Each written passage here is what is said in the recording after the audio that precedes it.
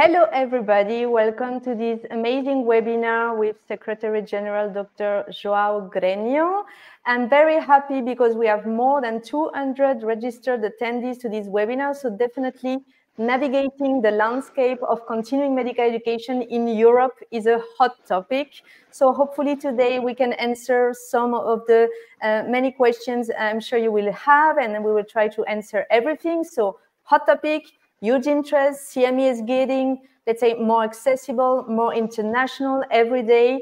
And Europe, of course, is a key region in the sector. No? So we have people, we have HCPs, we have medical institutions, we have people from the industry. We have really a medical education provider amongst the attendees. So a very heterogeneous, let's say, attendees. And I'm very, very happy to have the very expert in the field, Dr. Grenho. Can you please present yourself? Yeah, sure. Thank you so much for the invitation. My name is João Grenho. I'm a general surgeon. I'm the head of the general surgeon department of Hospital de Luz in Lisbon. And I'm also the UEMS Secretary General. And because of that, our statutes say that I'm the head of EACCME. So I would call it, I usually call it my EACCME and the UEMS my full-time hobby. Nice. Well, I hope it is. Okay, so for myself, for the people who don't know me, I'm Daniela Clape, founder and CEO of Xpeer, the only app accredited by the UEMS. And I've been 20 years working in the sector and at least 15 years working with UEMS. So I think that the first question I have, João, for you will be, can you tell us more about the origins of the UEMS, its mission, and why it exists? Yeah, surely. The first thing that it is important to say is that the UEMS is the oldest European medical organization. It was founded in the 20th of July of 1958. So it's now 65 years young. It was founded initially as a place for European specialists to discuss their issues and their problems during their practice, and it has surely evolved and accompanied the times. So the UEMS has a very clear vision, and the vision is to promote the free movement of medical professionals through the harmonization of the highest level of specialist training and medical care. And as such, we focus our activities in three main areas. The first one is postgraduate training, and we do that by establishing our European training requirements, which are requirements that our specialist bodies determine that should ideally be obtained by a medical specialist in a determined specialty to be recognized as a medical specialist across Europe. We have then also the assessments and the exams in which medical specialists can obtain the title of Fellow of the European Board of their specialty, which is a high quality recognition of competence, and it is very well established in many specialties across Europe and in many countries across Europe and across the world. We have then our second axis, which is the continuing medical education and professional development. And for that, of course, we have to talk about what brings us here today, which is the EACCME. EACCME was founded in 2000, so we have been doing this for 23 years now. The EACCME was founded in 1999. It started activity in 2000, so we have been doing this for 23 years, like I was saying, and we have been, of course, changing and evolving and trying to accompany the times. And then we have our third pillar, which is the quality assurance in specialist medical practice, where again we have to talk about our UEMS exams and also our both our CESMA and NASCI, which are bodies of the UEMS. CESMA is a body that is dedicated to evaluating the assessments and the examinations of specialities, and NASCI, which is our network for the recognition of training centers across Europe, and that also is a big distinction on quality of training centers. So as you can see, UEMS is a huge enterprise. It has almost 100 specialist bodies between specialty sections, divisions, multidisciplinary joint commissions, and so on. It represents roughly 1.7 million medical specialists across Europe. So it is truly, again, I mean no disrespect, but I usually say that it is truly the European medical organization in essence. Yes. Wow. And what does this mean for you? No, I mean you're a surgeon, no. So why do you decide to integrate UEMS? First of all, because my first contact with the UEMS was in 2013. I was the Portuguese representative to the UEMS, the Portuguese Medical Association representative to the UEMS. And the first thing that struck me when I got to the UEMS and I started understanding and accompanying the discussions was the importance of what was being discussed. It was not a place for discussions without action. It was a place where discussions led to action and led to recommendations and documents and European training requirements. And as such, as being a firm believer in the idea of free movement European space, I felt I had to participate in the construction of what I thought was the organization that best represented and best defended the free movement of doctors and of patients across Europe, making sure that the quality of medical practice is equivalent across different countries in Europe. Yes, and thank you for that. And let's say that you've been the Secretary General for 4 years. You've been recently re-elected. Congrats for that. So what would you say have been the major achievements of that first mandate, and what will be the next challenges for the 4 years you've been leading the organization? Thank you so much. First of all, let me just make a small correction. I don't look at the UEMS or at the Secretariat General as leading anything. It is always a team effort. I wouldn't be able to do anything without my colleagues working with me in the sections, my colleagues working with me in the executive, and also without the administrative team that I have both in the UEMS and the ACCME. That being said, I think that the huge push that was made through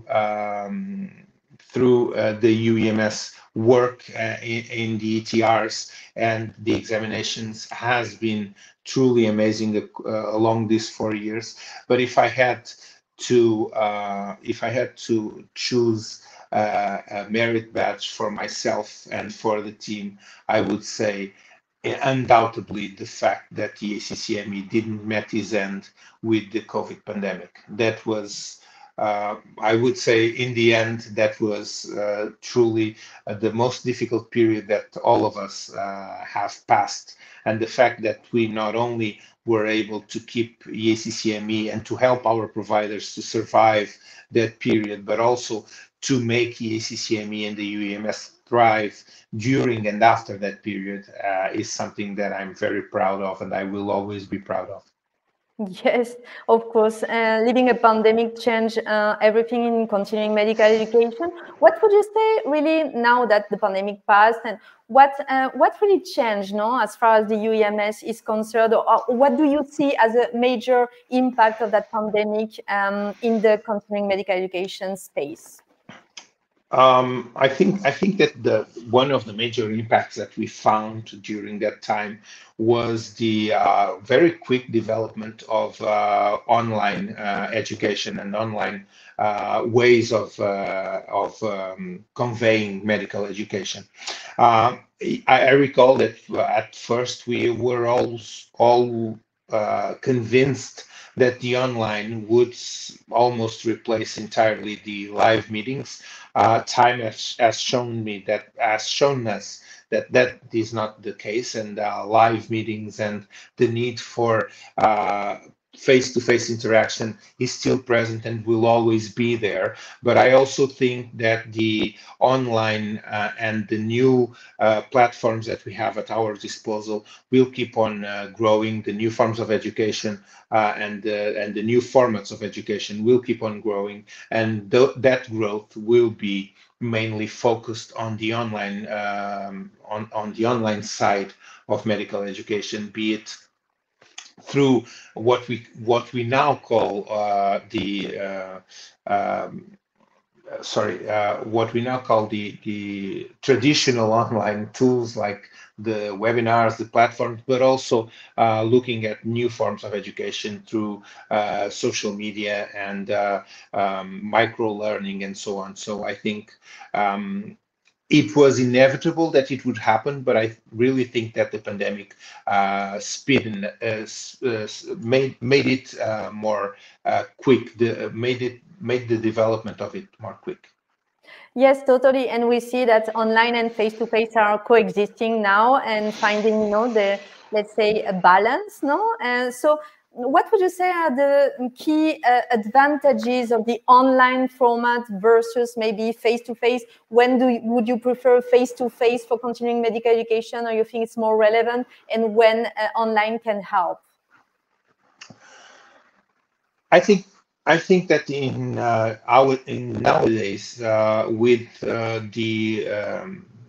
the difficulties and the time challenges that the doctors face in today's medical profession, online is indeed absolutely impossible to ignore, because if it allows you to have your education at your convenience in your own time, then it will always be preferred by medical doctors who are, by definition, very busy people. Nevertheless, as for the big congresses and the hands-on courses and courses with experimentation, the life-to-life, the need to have contact to discuss the experience of one another in a one-to-one environment will always be there, and although we might see more and more of online education, and we might embark in more and more online education, I don't see medical doctors foregoing totally of live events and the possibility to be with their peers. Yes, totally. I think that online, what can bring to the sector is the accessibility, because not everyone can go and attend to a congress for many reasons, because they are not in the geographic area, or because they don't have the means to travel or the time to travel, because they have to take care of their patients. So I think this is where online is helping, So going back for this international accessibility, and digital is helping. So you have the UEMS, the EACCME for the accreditation in Europe. As far as international accreditation bodies, so maybe we have the American one, the ACME, and other are commenting like new bodies like the EBAC and so on. So how do you position UEMS in these international, let's say, bodies? So first of all, talking about the American system, ACCME, it is a system with which the EACCME has an agreement for mutual recognition of accreditation.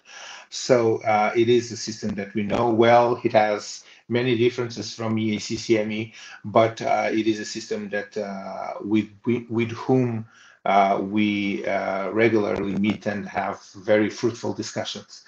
As for other European systems, or I would call it systems based in Europe, which is different from a European system, I would say that the main difference from EACCME to others is that EACCME is a truly European, pan-European accreditation system. Not only we have agreements with many European countries, as we are developing agreements and working on getting agreements with the countries that we still don't have an agreement with. We have a structure and a scientific structure that allows us to evaluate in a very efficient way events, and they are evaluated by medical professionals very well recognized in their field of expertise, which is coincidental with the field of the event in itself. And they are evaluated by medical doctors from all across Europe with different backgrounds and with different experiences. So I would say, in a nutshell, that the main difference, and again, I mean no disrespect to anyone, but I would say that when we talk about pan-European accreditation systems, we have to differentiate the pan-European accreditation system from accreditation systems that are based in Europe, which is two different things. Okay, so let's talk about these agreements you have. So you have officially agreements with 27 countries. Last time I checked, maybe it's more now, but it's quite a lot. No, many in Europe, as you were saying, but also some in Turkey, Tunisia. I heard also Mexico and so on. So, and I know for a fact that more countries are recognizing the EACME accreditation. No, so how is the process? No, how do you come up with, let's say, local recognition, and why it is important for the end user, the doctors? The main issue here is that when you look at the local recognition, EACME is very set in always respecting the national accreditation authorities. So we work with the national accreditation authorities. We don't work without them. And as such, it is fundamental for us to have agreements with the national accreditation authorities so that the EACCME points are recognized in those countries. And I would say that that's the most important thing that you can have, which is once you have an event which is accredited by EACME, wherever you are in the world, if your national accreditation authority has an agreement with the EACCME, then your points will be automatically recognized and converted to your national system. And that would, I would say, it's the main objective of anyone claiming points, be it ECMEX or any others. I would just also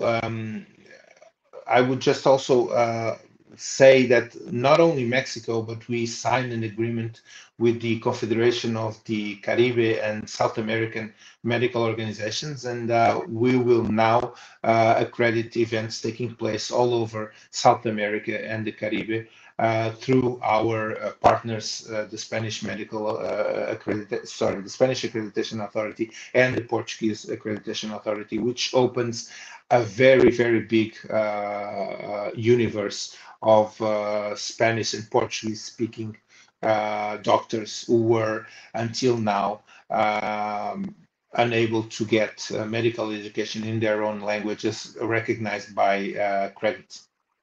That's amazing. I didn't even know that. So that's perfect. And what is your plans for the future? Do you mean to extend more that list of official agreements, or? or not? Yeah, it is undeniable, and let's not beat much around the bush here. It is undeniable that we have, I would say, countries in Europe, important countries in Europe, who don't have an agreement with EACCME. And when we talk about this, we need to. There are three countries that are automatically recognized by everyone: Italy, France, and Germany. So I can tell you that for Italy, for instance, we are negotiating to have an agreement, and I really think that we'll be able to reach an agreement with the Italy Accreditation Authority somewhere in the year 2024 or 2025, the latest. I would nevertheless say that we already have a recognition of accreditation agreement with the Lombardia region in Italy, but we aim to have an agreement with Italy. As for France, we are also engaging in discussions with the French Accreditation Authority. We'll see where those lead us. The French system has some points who make it more challenging to reach an agreement, not generally related to commercial support to medical education. But I'm pretty sure we'll be able to find points of compromises and reach an agreement. And Germany, it is a long-standing challenge for us to reach an agreement in Germany, not only because there are many. The German system is based on federal recognition of accreditation and in federal accreditation of events, and it is challenging, but we'll keep on working. I would say that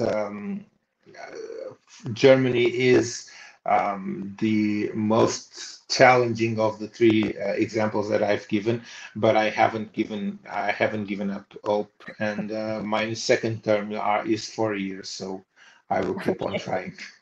Well, good luck with all that, and that's amazing news, no? So thank you for sharing. And what does it mean for the physician in the end, no? For the doctor. So you're a doctor in Portugal, like you are, and why the UEMS credits are of importance for you? The UEMS credits, I would say that the importance of the UEMS credits is mainly the quality assurance and the quality of the medical education that you have. What I mean is, regardless of you living in a country where you have recertification or certification or any kind of system that you need to use your ECMEC points to check some boxes.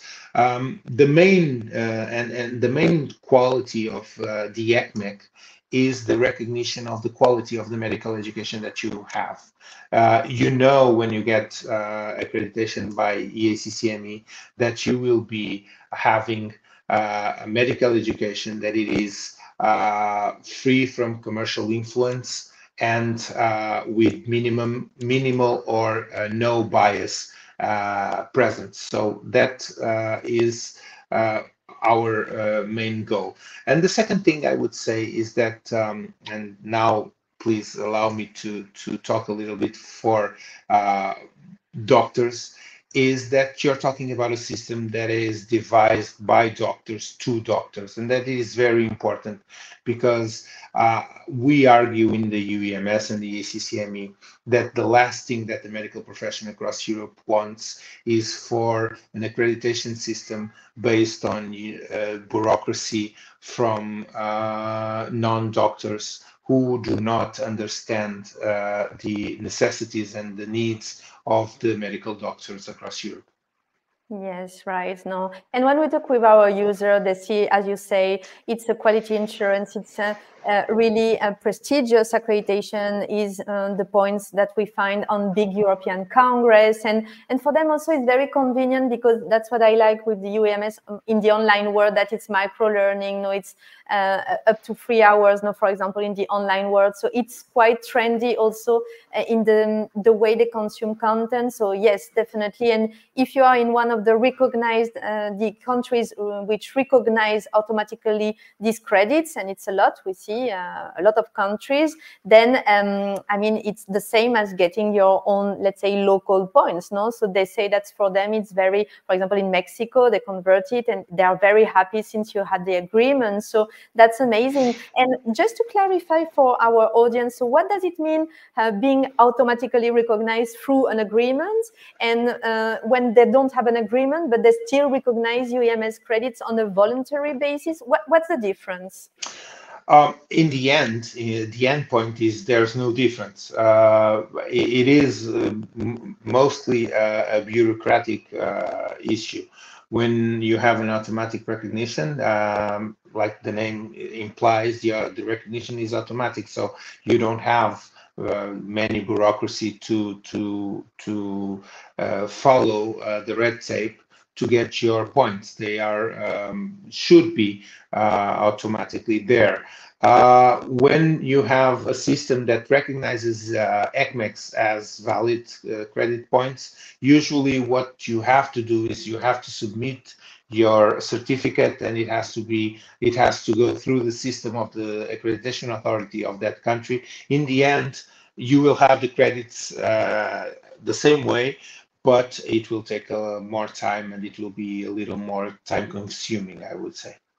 Yes, that's the reality. And also, when we commented on the highlights of the last mandate, these last 4 years, I think it worth also commenting last June. No, we had the new EACCME criteria, no 3.0. What is the most important achievement of this new accreditation criteria?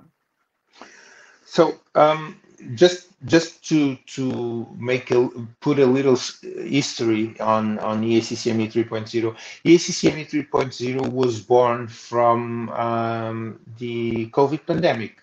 What we saw and what we realized was that many of the issues that arised with the pandemic were issues that were related to somehow dated processes and dated ideas and dated concepts that EACCME had. EACCME 2.0 had been introduced in 2016, so it was at the time almost 4 years when the pandemic ended. It was 6 years at the time, and medical education, 6 years in medical education time is an eternity. So the main issue was that EACCME was at the time still recognizing 1 hour events only, and you could not get accredited if your event took less than an hour.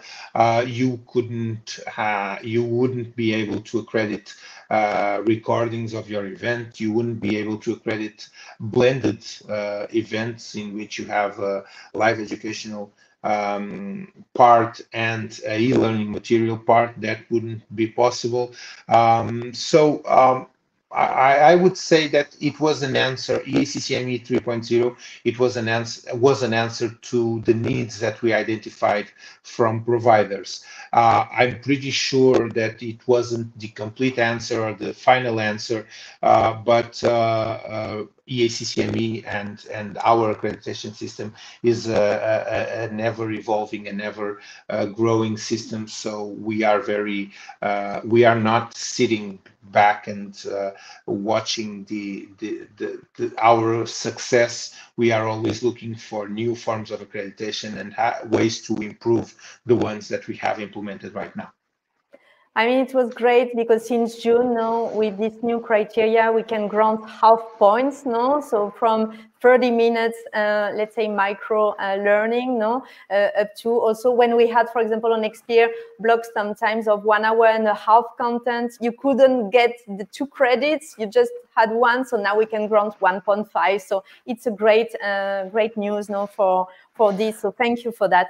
And if I may, there's always a joke that I like to tell at this point, which is once the first time I presented the ACCME 3.0, half credits was the big thing that I had to present, and I was very excited to present it. And you were there, I think, in the ACCME conference, and I said, so and now we will have the possibility to credit 30-minute education. We will call it micro learning, and it will be a half credit. And I was so happy with myself. And the first thing I saw was a hand coming up, and I said, yes, please. And someone said, why 30 minutes? Why not 15? So as you can see, it's always evolving, and people will always want more, and we are very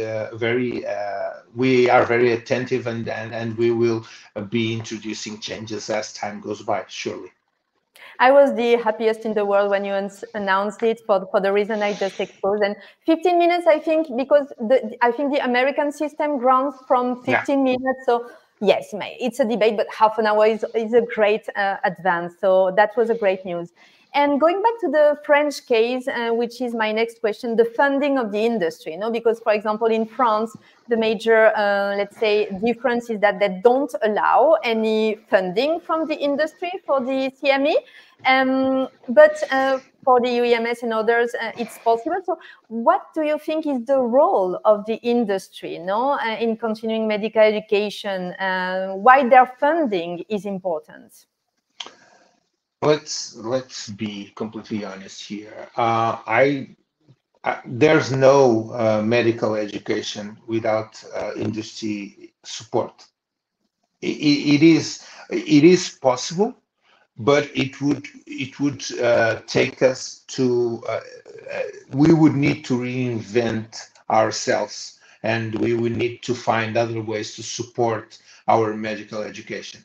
So EACCME is not against industry support. We are very much pro-industry support.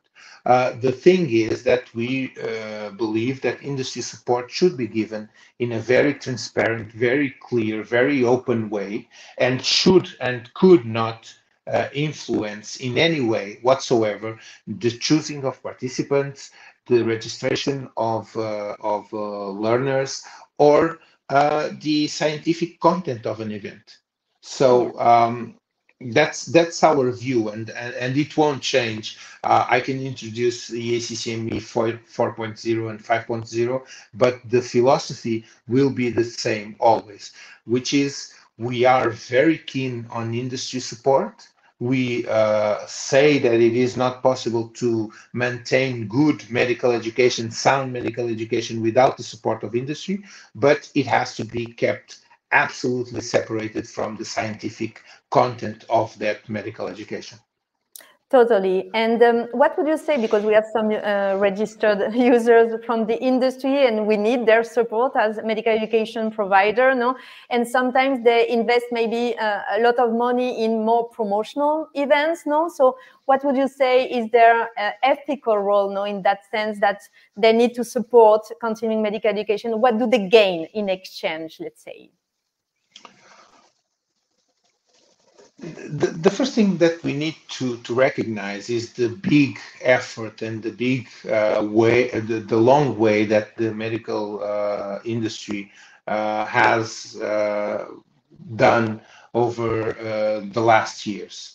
We all remember, and I was a doctor at the time already, we all remember the end of the 90s and the beginning of the 2000s, and we look at those times, and we look at nowadays and the way that industry supports the medical education, and we have to recognize that there has been a lot of effort and a lot of self-regulatory effort from the industry, and that is something that we must complement, and we must learn from it also, because we have to be very honest and say that at times the industry has been even more strict than we are. And I would call to attention the Xpeer code, for instance, which is a very sound and a very robust document stating the rules, the do's and don'ts of industry support to medical education. And I think the way to go is that you have to be responsible for the way you support medical events, and what you gain with it is that you get more well educated doctors and more capable medical care and better treated patients. And I think that that is the end game of medical education. Yes, thank you. And as a doctor, what would you say are the trends in continuing medical education? What are the most demanding trainings, or where do you see that we are going in the next years regarding to, let's say, educational needs? No, what do the future doctors need? I think that future doctors will still need the big congress, the big opportunity to learn from the best. But more and more, you will need the smaller events, the very directed events, the one-on-one, one-on-two events to train doctors. And I would say that that is a trend. Of course, we will still be seeing a rise on the e-learning, as you stated before, because it permits you, it allows you to take the education without the need for traveling. But I would say that the trends are a more focused, smaller events for medical doctors. And also, I think that medical education will also enter a new era where not only the scientific medical education will be very demanded, but also medical education related to the utilization of AI, for instance, and management, the management tools and so on. I would say that there's a new a wave of related medical education, non-scientific but medical related education coming our way. Yes, agreed. And in fact, we ask our users all the time. And before I created Xpeer, I asked them what do they need, no? And they say that, okay, of course, being up to date in their specialty and attending these big congresses and know about the latest scientific, let's say, evidence. But also they were asking for skills, no? Professional skills, personal skills, no, like empathy. We have mindfulness course. I mean, lots of different skills, technology, that's for sure. So, and we see also rising topics like thermoaesthetics, like genetics, like microbiota is also a very trendy topic. So, do you agree with that? Do you think these are skills that will be important in the next years? I have no doubt about it. You have to look at the new generation of doctors as being completely different from the oldest generation, in which I'm included, because the new generation of doctors is looking for different skills. They are also, please do not take me the wrong way, they still want to best for the patients, and they still want to have the best technical and scientific knowledge to be able to serve their patients, but they also want to have some skills and some tools that were not taught to the oldest generations, as you said, empathy and communication and so on, which were developed on a do basis by the oldest generation. Yes, that's right. Okay, well, I think we are closing that webinar. I will have a final question for you. So, we've been Xpeer 4 years now, almost coinciding with your first mandate. And I sent to the UEMS the PowerPoint project, and you decided to accredit us. And we were we are still the only app that you accredit. So, why do you decide to accredit an app like us, for example? Well, basically, I would say that the main determinant of us accrediting Xpeer and the app in itself, it's the quality of it, and the huge quality, and the care, and the medical education, the bias-free medical education that it is provided, the high-quality standards, and also the innovative approach that it was brought to us by Xpeer was something that we felt it was very interesting. And at the time, we also had to adjust our platform because we weren't prepared to accredit apps. I remember distinctly to receiving the PowerPoint and saying to the team, this is something that we need to do. We need to accredit this, but we will have to find a compromise in our system and on how to do it. And that's the way, and that's why at the time, as you recall, the Xpeer was not officially accredited as an app because we didn't have that possibility in the platform at the time. But it was something that we couldn't look away from because it was there. It was innovative. It was technically very good, and also it was of sound medical education. Well, thank you. And thank you, João, for all these precious insights you gave us today. I think you answered all the burning questions from the audience. So thank you so much. Thank you to all the listeners of these webinars, and nothing more. Thank you, João, again, and take care. Thank you so much. Thanks. Have a good day.